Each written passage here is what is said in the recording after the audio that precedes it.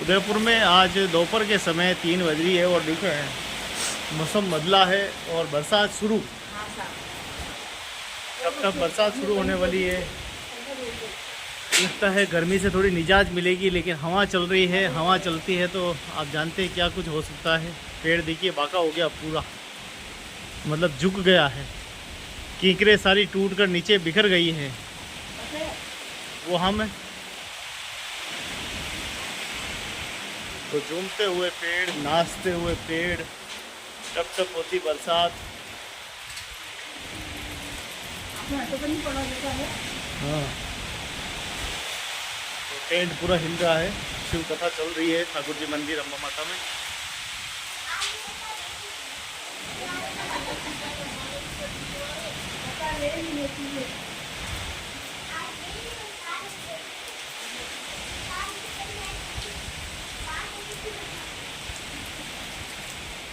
तो पूरा ये परिदृश्य है।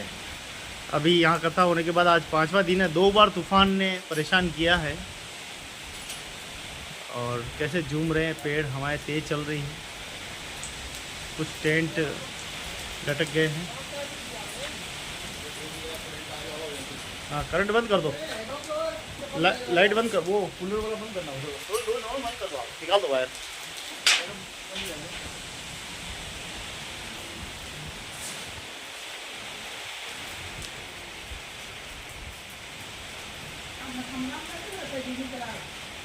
हमारा फोटो भेजो, देखो टेंट की हालत। हाँ, फोटो आगे दे दूँ। ये टेंट वाला भाई साहब, आपका टेंट हवा में उड़ गया।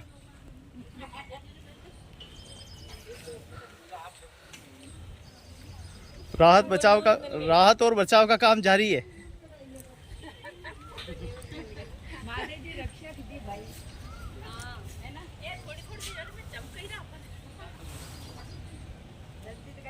तो पूरा टेंट हवा आई और पूरी शिव कथा में हवा ने थोड़ा सा, पवन देव ने रोड़ा अटकाया है, लेकिन जल्दी ही कथा शुरू होगी।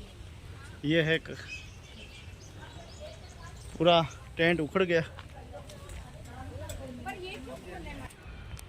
तो देखिए तूफान ने, जहाँ अच्छी कथा चल रही थी कुछ देर में, लेकिन अभी आए तूफान ने अचानक चारों तरफ रोश,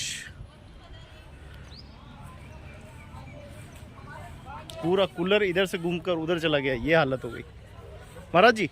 ये कूलर ऐसे था और ये ऐसे हो गया। ये देखो इसका प्रमाण। ये बर्फ लानी है लोलियाना।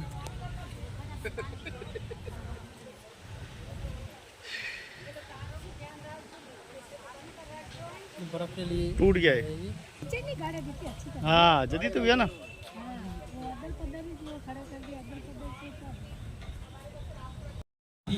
अम्बा माता भटवाड़ी में शिव कथा चल रही है और आप देखिए कि हवा लगातार चल रही है। कल भी हमारी पूरा टेंट गिर गया और आज भी टेंट की यही हालत है। किसी की कुल की देवी खो गई है तो कोई नहीं जाओ। आपको ये सारे दर्शन हल्की हल्की हवा, बरसात तो नहीं आएगी, लेकिन ऐसा लग रहा है हवा ज्यादा। 64 देवियों के दर्शन करने को आपको जबलपुर जाना है।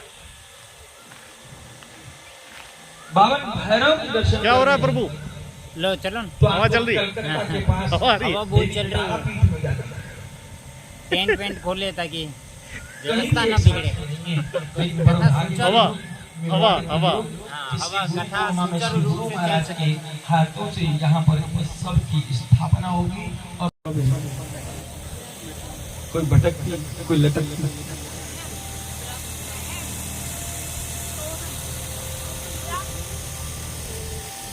मैं आपको कल इस समय तक का समय देता हूँ, खोज कर लाइए। 150 रुपये काटती हो।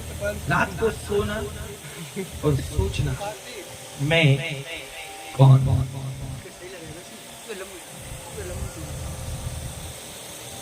अगर आप कहें कि मैं आंखें हूं तो अंधी हो सकती, मैं हाथ हूं तो बिगड़ सकते, मैं पैर हूं तो कट सकते, मैं शरीर हूं तो जल सकता हूं, मैं आत्मा हूं तो उस समय दिव्य ज्योति में समा सकता हूं। आखिर मैं कौन हूं? आपने कहा सब में गीता, सावित्री, सुनीता, भावना, दिव्या, श्रद्धा, पूजा, आरती, वंदना, भ्रम है, भ्रम कुछ नहीं है, भ्रम है।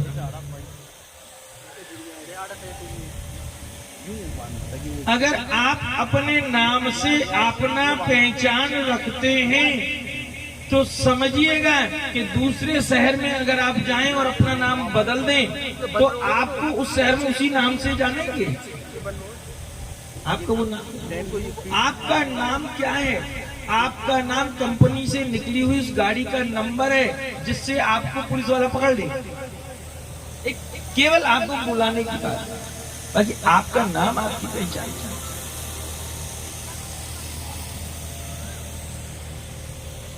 कल आपको इसका जवाब लाना है, आज रात भर लगेगा।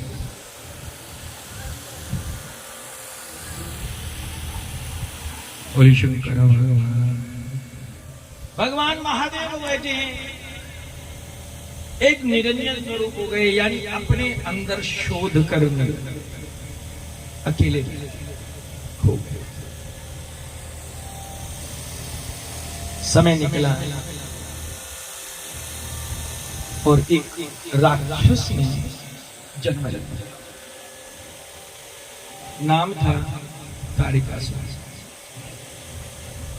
ताड़िकासुर इतना भयावह है कि उसने समस्त लोगों के मानव प्राणी मात्र देवताओं को भी बहुत ज्यादा परेशान कर रखा है। इतना परेशान किया है, सब थक गए, परेशान। देवताओं ने सभा करी, क्या करें, समस्या से तो निकलना पड़ेगा। देवता पहुंच गए, नारायण, ये जो इंद्र है ना, हाँ, इसके आसन का पेच जब देखो जब ढीला ही रहता है। कोई भगत अगर ज्यादा भजन कर ले तो भागे कि मेरा गया है इंद्रासन, और कोई असुर आ जाए तो भी भागे। और स्वर्ग की चाहना रखने वाले लोग, उनके जीवन का पेच भी कुछ ढीला ही रहता है। अच्छा, एक बात, मरने के बाद आप स्वर्ग जाना चाहोगे या कहीं और? नरक में जानो?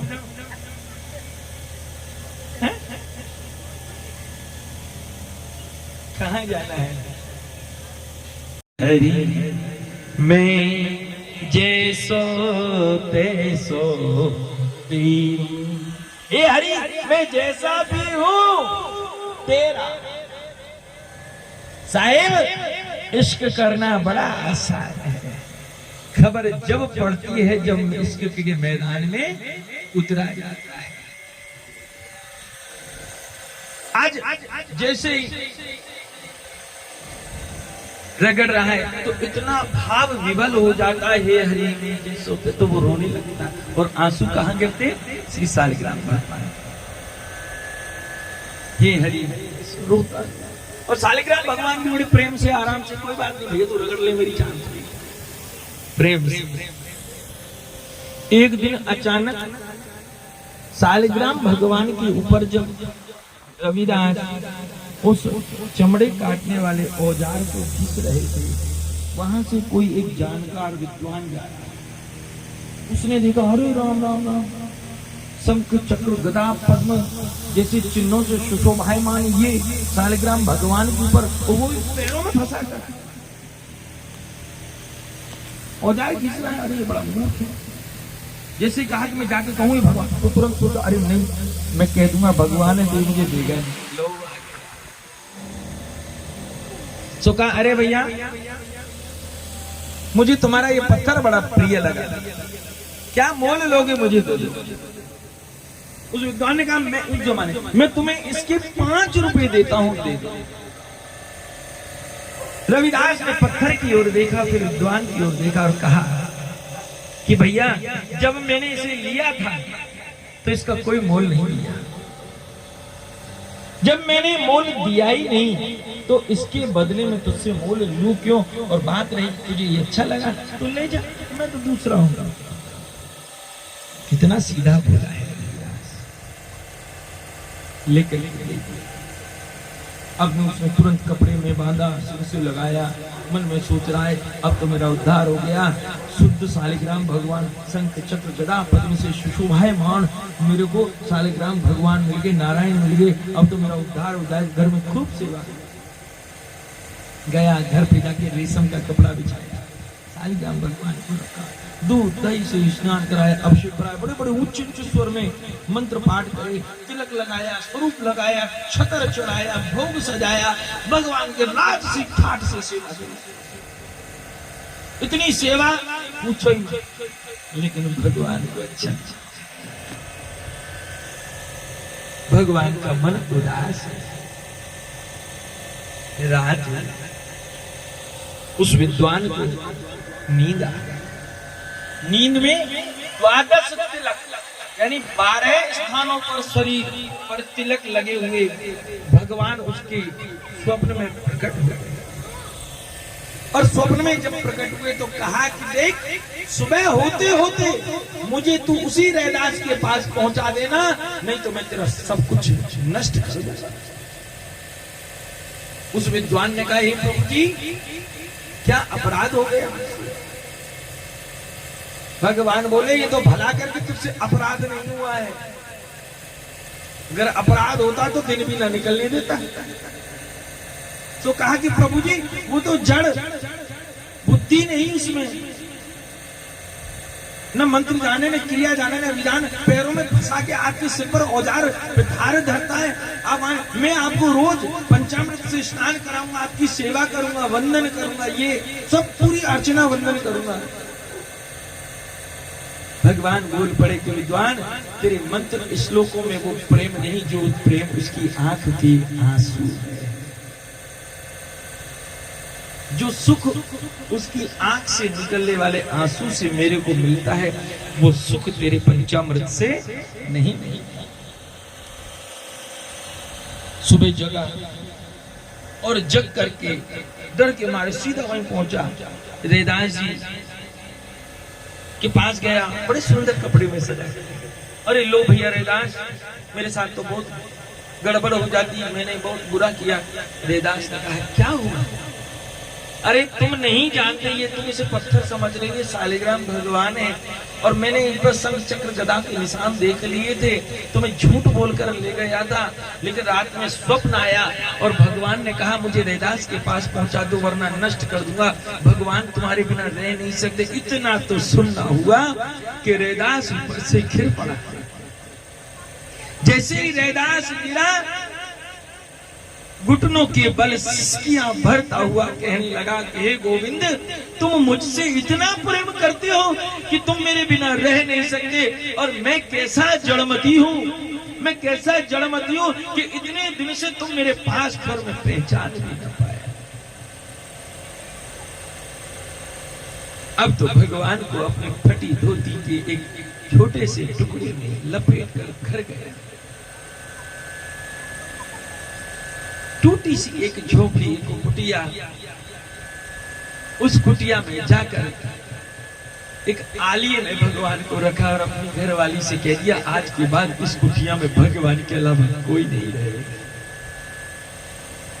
सबके लिए दूसरी कुटिया बना दी, घास तिनके की, भगवान के लिए वो कुटिया अलग तय कर दी और खुद ने सोच लिया कि मेरा ठाकुर मेरा स्वामी कुटिया में रहता है तो दास को कुटिया में रहने का अधिकार नहीं होता, मैं तो सेवक हूं, पूरा जीवन पेड़ के नीचे बिता दूंगा। ये स्वामी भक्ति है, प्रभु से प्रेम है। अब तो पेड़ के नीचे रैदास बैठ गए, वहीं अपना रोज का कर्म करें और बार बार इधर खींचते जाएं और दूसरी तरफ देखते जाएं और कहते रहे हे हरि मैं जैसो तैसो। बरसों बीत गए। एक दिन भगवान ने सोचा कि चलो आज रैदास से मिलने चलते हैं, उसकी परीक्षा करते हैं। और आज श्री भगवान ने एक ब्राह्मण का रूप बनाकर द्वादश तिलक लगाए और रैदास की कुटिया के बाहर पहुंच गए। उस समय रैदास श्री सालग्राम भगवान के ऊपर, ज्यादा पैसे तो थे नहीं उसके पास, तो वो जंगल में से ज्यादा रोज फूल ले आता और रोज भगवान को चढ़ा। जिस दिन भोजन मिलता उस दिन भोजन का भोग लगाता, नहीं तो खाली कागज के टुकड़े पर, पत्ते पर, किसी पर व्यवस्था अनुसार और नमक रख देता और कहता कि हे प्रभु, मैं भी नमक पानी पीकर अपना जीवन करता हूँ, जैसा मेरे पास है वैसा ग्रहण कर लीजिए। क्यों? क्योंकि हे हरि, मैं जैसो तैसो। भगवान नमक से राजी, क्योंकि भगवान की दृष्टि में अब भोग का कोई स्थान नहीं, केवल भक्ति प्रेम का स्थान है। आज जैसे ही भगवान आए और भगवान ब्राह्मण के रूप में आए, कहने लगे, अरे रैदास जी, मैं फला गांव से अमुक ब्राह्मण हूँ और मैं तीर्थ यात्रा जा रहा हूँ।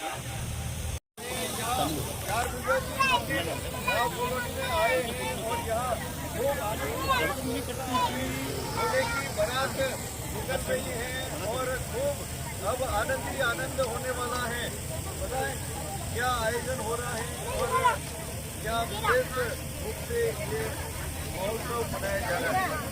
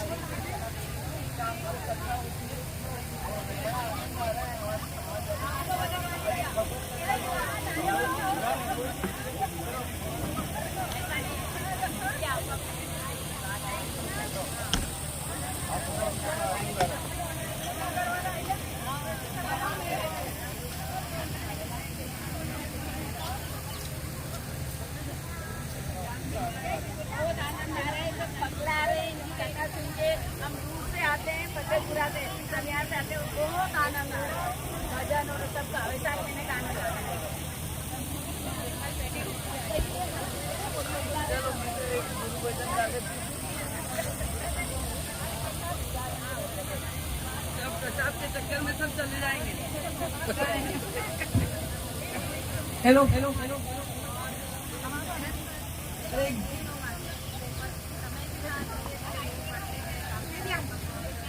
गुरु जी को मेरा प्रणाम, नमन।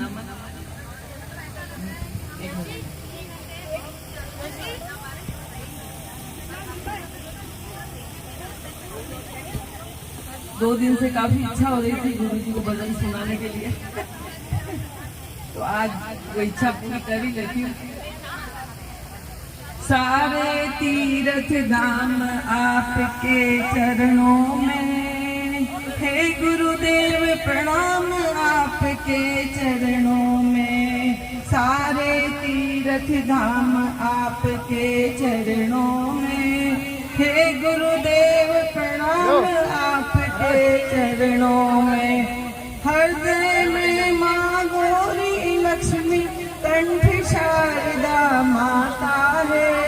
हृदय में माँ गौरी लक्ष्मी, कंठ शारदा माता है। जो भी गुरु से वचन कहे वो वचन सिद्ध हो जाता है। जो भी गुरु से वचन कहे वो वचन सिद्ध हो जाता है।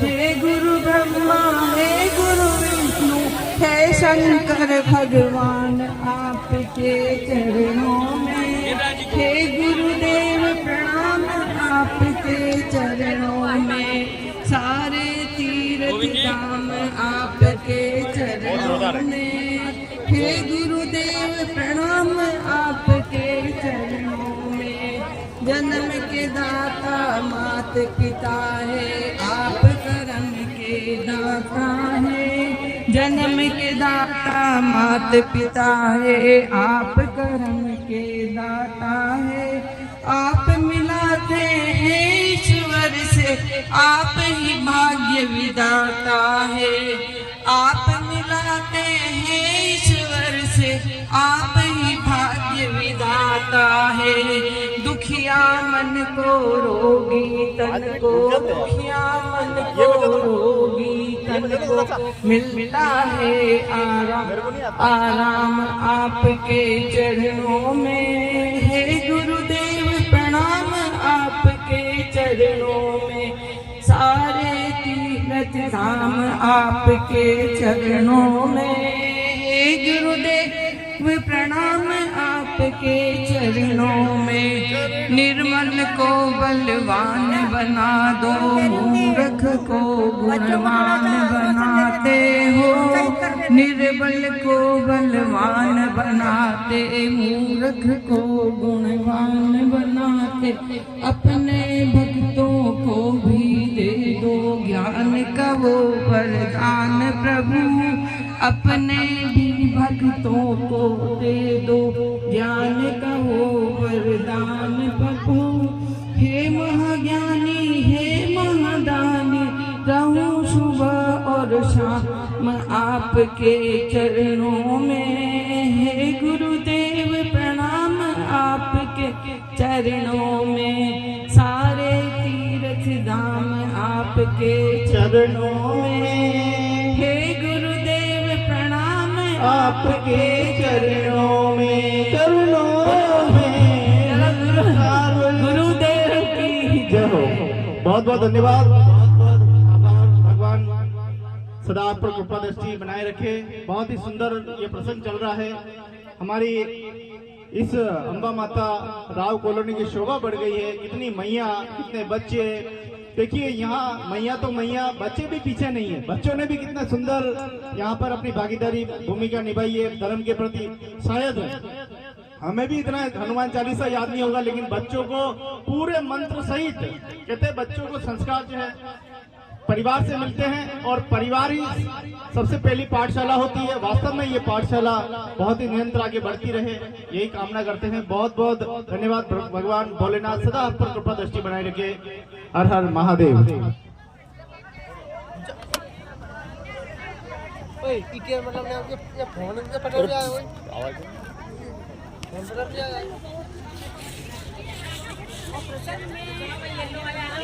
बहुत ही अच्छे हैं सारे, पर एक जो प्रसंग महिलाओं के लिए उन्होंने सुनाया, उनका धर्म, उनका संस्कार क्या है, महिलाओं का संस्कार क्या है, क्या करना चाहिए उन्हें प्रतिदिन, वो जो प्रतिदिन का बोला है वो बहुत जरूरी है। क्योंकि बाकी सामान्य जो कथा है वो तो हम सुनते हैं महाराज की, वो मन में उतरती है, क्योंकि उसको हमने दिमाग में भी उतारा है। क्योंकि जो है सुबह उठ के क्या करना चाहिए, झाड़ू का जो उदाहरण दिया है, वो जो झाड़ू निकालते समय हरे कृष्ण राधे हरे कृष्ण राधे, तो उन्होंने बोला वो कितना अच्छा है मन को भाया। कोई कितनी भी बीजी औरत हो, कितनी भी कामकाजी हो, क्योंकि इतना तो भगवान के समर्पित होकर इतना तो बोल सकती है वो।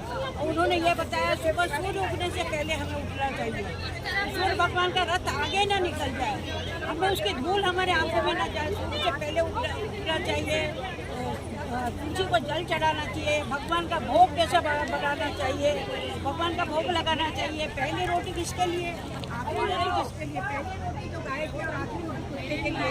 यदि मान लो रोटी परिवर्तित हो जाती है, यदि हम कुत्ते की रोटी खा लेते हैं तो क्या होता है। ये सब महिलाओं को जो छोटी छोटी सी चीज़ें हैं वो ध्यान में रखने के लिए मुझे बहुत ही अच्छा लगा, बहुत प्रसन्न हो गया। ये चीज़ें देखो, जो बुजुर्ग महिलाएं ये तो सब जानती है, पर आजकल की जो लड़कियां हैं उनको भी इस चीज़ का बहुत ज़्यादा ज्ञान हो गया। हम बुजुर्गों को मुझे ऐसा लगता है सब लोग ये काम जरूर करेंगे, मन में उतार लिया है सबने, और ये कहता बहुत इतने वर्षों से सोच रहे थे बोले